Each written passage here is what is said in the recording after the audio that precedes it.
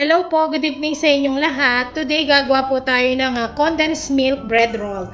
So ito po yung mga ingredients natin. Lahat po ng takal nito at sukat. Isusulat ko sa description box at sa screen natin. Ito po ang ating all-purpose flour. At ito po yung ating butter, powdered milk, condensed milk, egg, warm pressed milk, sugar, instant yeast, vanilla powder, pwedeng extract, baking powder, at saka yung salt natin. So, umpisahin na po natin. At ito naman po yung pan-toppings natin mamaya. Ituturo ko sa inyo. Ito po ay fresh milk at saka yung cream crab cheese. Ayan. Kung wala po kayo nito, pwede yung cheese whiz. Pagsasamahin po natin ito yung pang toppings natin bago natin lutuin.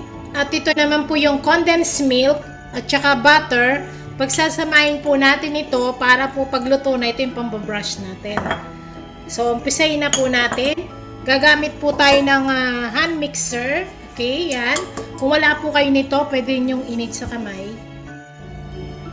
Ito, pagsamahin na po natin yung ating instant yeast sa flour natin. Vanilla. Yung sugar, tsaka yung ating baking, at ito pong salt natin. So, ito lagay na po natin dyan. Yung pong ating powdered milk, yung ating egg,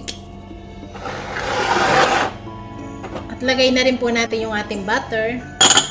At ito pong ating fresh milk, ay ilagay po natin dito, ihalo natin sa ating condensed milk. Ihalo natin dito sa fresh milk natin. Sa warm fresh milk, then lagay na po natin dito. Then gamitan na po natin siya ng machine. Ayan na po siya. Dahan-dahan muna po yung machine natin hanggang mag-mix well bago po natin lakasan. Okay? Pwede nyo pong init dito sa kamay kung wala kayo nito.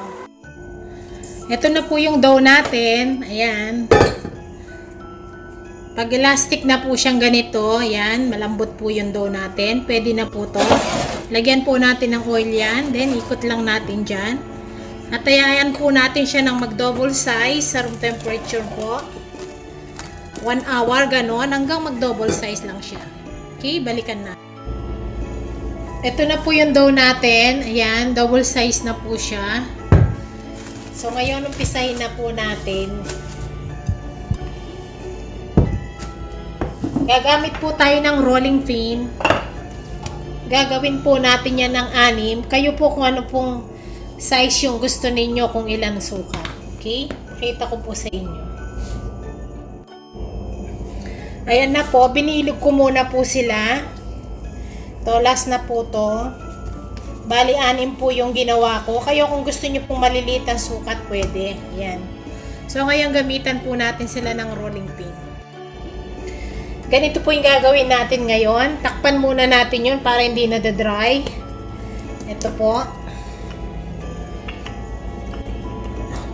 Ito na po. Palaparin nyo lang siyang ganito. And then lalagyan po natin siya ng design dyan. Katulad po yung ginawa natin dun sa ating ube na nakaraan araw. Yan, ginanito ko lang po siya, nilagyan ng design dyan. And then, i-roll lang po natin. Huwag nyo po siya ganong didiinan para po hindi po mapitpit yung dough ninyo. Smooth lang po yung pag-roll ninyo para maganda po yung kanyang texture. Ayan, wag po gaano mabigat ang kamay nyo at ikot lang po natin ganyan. Yung pong pinagsaraduhan niya maliit, lagay natin sa ilalim.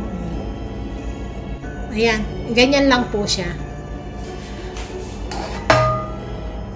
At lalagay po natin dito. Ayan, lagyan nyo po siya ng bat. Ayan po, ganyan lang at napakadali lang para po maganda yung inyong tinapay, maiba naman at may design siya. Kesa yung parati pong puro na lang bilog.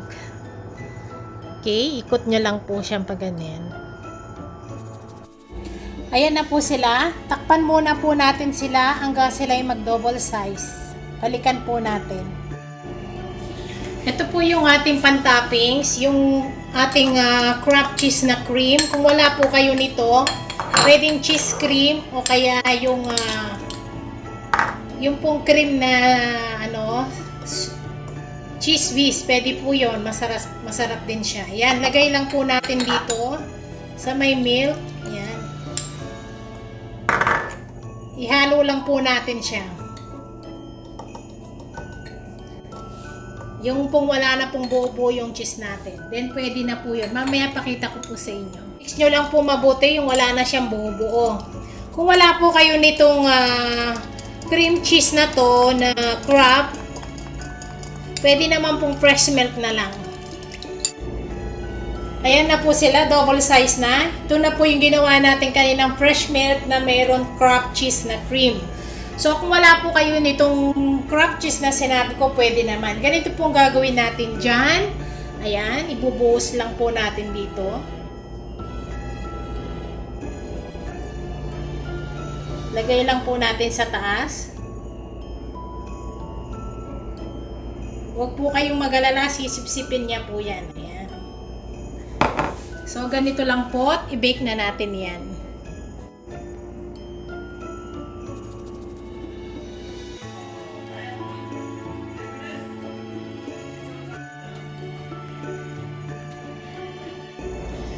Ito na po, luto na sila. So, ngayon, abang mainit po sila, ito yung ating butter kanina.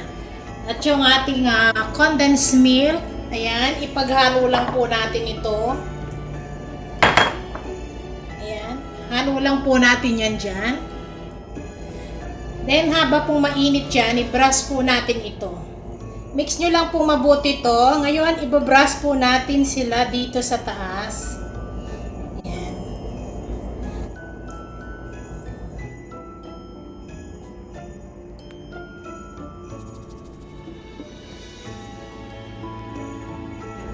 Ito na po siya. Tikman na natin para makita nyo.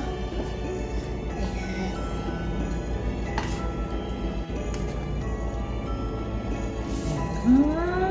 Ayan na po siya. Ang lambot-lambot niyan. Ayan o.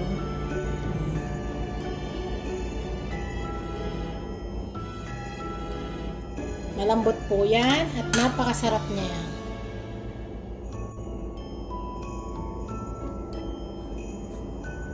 Ayan po, wakan ko na. Siya'y napakalambot.